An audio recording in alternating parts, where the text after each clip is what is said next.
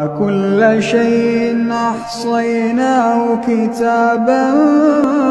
فذوقوا فلن نزيدكم إلا عذابا إن للمتقين مفازا حدائق وأعنابا وكواعب أترابا وكأسا دهاقا لا يسمعون فيها لغوا ولا كذابا جزاء من ربك عطاء حسابا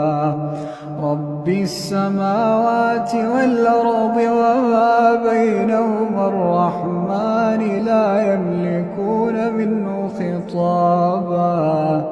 يوم يقوم الروح والملائكة صفا